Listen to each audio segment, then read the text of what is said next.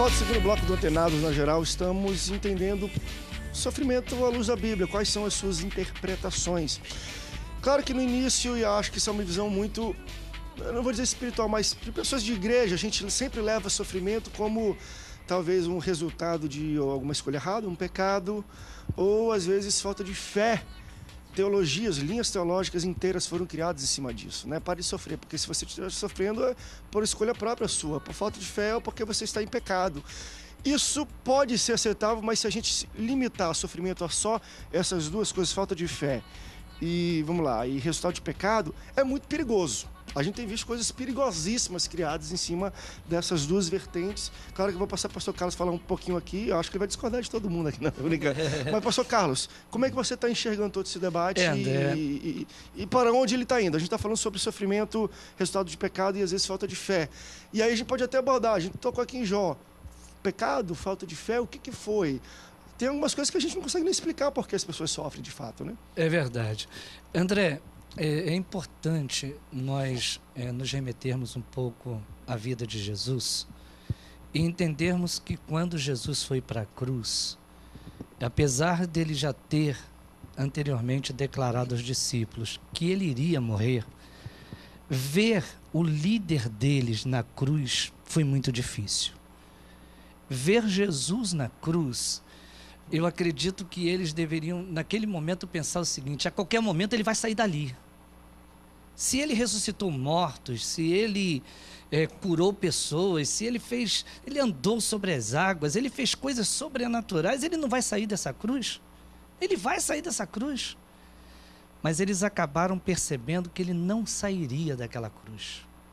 E por algum momento eles deixaram ele sozinhos e voltaram para as suas atividades. Foi na ressurreição de Jesus que Jesus resgata eles novamente, lembrando que aquele sofrimento era necessário. Ele precisava passar pela cruz. Existem muitas coisas na vida da gente que vão nos remeter, vão nos levar a um sofrimento. Mas com certeza esse sofrimento, ele tem um propósito, porque o nosso Deus é um Deus de propósito. O nosso Deus, ele nunca nos deixará ficar em situações sem uma resposta. Pode ser que em determinado momento o céu vai se calar para nós. Em determinado momento ninguém vai ter uma palavra para nós. Mas lá na frente, nós vamos perceber que era necessário passar por tudo aquilo.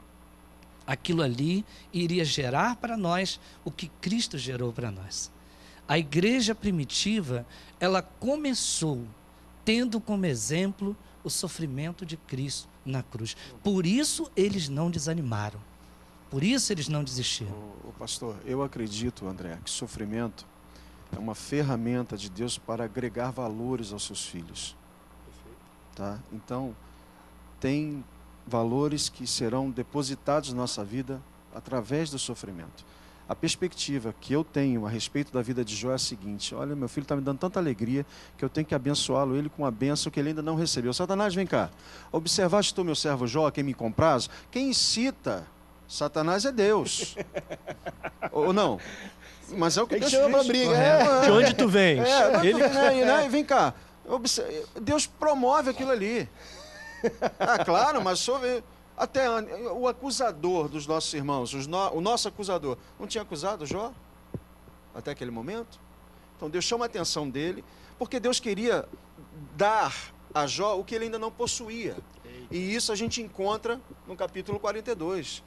Tudo aquilo que ele tinha não se compara a um relacionamento íntimo com Deus. Então, olha só, outra coisa, tirar meu povo, falar, deixa o meu povo ir para o meu povo me adorar no deserto, não é na terra prometida. Então, André, eu tenho essa perspectiva, talvez até por caminhada, sabe? Talvez até por tanto sofrimento, né? Por tanto Então, sofrimento. Outra coisa que foi falado aqui, sofrimento do... Gente, a maior riqueza é passar por tudo isso, por todos os problemas da vida e continuar na presença de Deus, né? Muitos ficaram pelo caminho. Quer maior riqueza do que essa, pastores? Não tem. Então, olha só, repito, não estou fazendo apologia a sofrimento. Não estou dizendo são que fatos, a gente... né? Mas são fatos que não a gente estou quer dizendo olhar. que aqui a gente, Deus é soberano, eu não sou responsável pelas minhas escolhas. Não é isso. Deus quer que você faça as escolhas certas. Mas quando você faz a sua escolha errada, o Senhor é tão poderoso que Ele é capaz de até transformar aquilo em algo positivo para a sua vida. Não, e até as escolhas certas. Também. Por exemplo, Jesus fez a escolha certa. Diz a palavra de Deus em Filipenses capítulo 2, que ele não teve por usurpação ser igual a Deus, mas antes aniquilou-se a si mesmo, tomando a forma de homem, não é isso? E o levando até a morte e morte de cruz. Ele fez a escolha certa, e a escolha certa o levou ao sofrimento. Na verdade, nós podemos fazer escolhas corretas e Deus permitir o sofrimento nas escolhas corretas que fazemos. Então, nós não podemos amaldiçoar Deus porque fizemos as escolhas certas e mesmo assim Deus permitiu o sofrimento. Porque o sofrimento, assim, o sofrer é parte da vida do ser humano. Eu costumo dizer que eu sou pós-graduado nisso, porque eu já vivi muitas experiências dolorosas na minha vida, muitas experiências. E todas as experiências que eu vivi me ajudaram em alguma coisa, embora tenham gerado dor, tenham gerado chagas, tenham gerado lágrimas. Foram momentos em que eu aprendi alguma coisa. Então, eu louvo a Deus por isso. Embora eu não seja parceiro muito da ideia de que Deus sempre quer que a gente sofra. Eu não acredito nisso. Eu acredito que Deus usa o sofrimento. Mas Deus não quer que a gente sofra, mas Deus usa o sofrimento, porque o sofrimento faz parte da vida. No começo do programa, você falou sobre a ideia do pecado original. O pecado original gerou sofrimento, e a humanidade vai ter que conviver com isso até a volta de Jesus. Vai ter que conviver com o sofrimento. É algo inexorável, nós não podemos fugir disso. O triunfal de tudo na nossa vida não é o que a gente só conquista nessa vida, porque, na verdade, isso é o triunfo de projetos humanos, mas o projeto do crente, do cristão, não é aqui. Então, todo triunfo que nós esperamos, o grande finale, está relacionado ao céu, está relacionado ao que nós seremos pós essa vida. Então, como nós estamos materiais demais, maldito aquele que só espera Deus nessa vida, nessa terra, nesse mundo aqui, como nós estamos muito enraizados às coisas materiais, e tem se pregado isso, porque fala-se mais do material do que do celestial.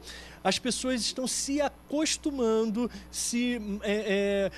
contextualizando com a ideia de que todo triunfalismo, tudo que é bom, tudo que é certo é relacionado a alguma coisa material que a gente está vivendo. Márcio. Então, a dor da perda de um ente querido, Jesus chorou quando perdeu um amigo, ok, mas tem pessoas que se aniquilam para o resto da vida com sofrimentos terríveis. Eu sei que tem pessoas aqui agora passando por isso, estão sofrendo há 10 anos a perda de um filho e não conseguiram se recuperar. Existem pessoas que estão até hoje pela perda de um casamento, pela perda de um emprego. Tem uma pessoa que esses dias tomou remédios para morrer, foi parar no hospital porque perdeu um emprego e está desempregado, com uma filha linda, com uma vida linda, com uma família linda que você tem. Você não vai lutar por um novo emprego, você prefere morrer. Existem pessoas que estão tão presas a esse sentimento humano que não entendem que Deus não é humano.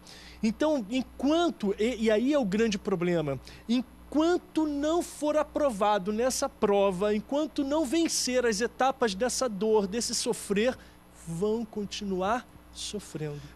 Deixa eu levantar uma questão que eu acho que foi o pastor Wellington colocou muito bem. Fantástico, E a fantástico. gente espera que é o seguinte: às vezes a gente faz a escolha certa, e a escolha certa é que nos leva a um aparente ou a um sofrimento de fato. Que é uma coisa interessante hoje, e aí eu falo mais administrativamente falando, é um absurdo, mas como assim?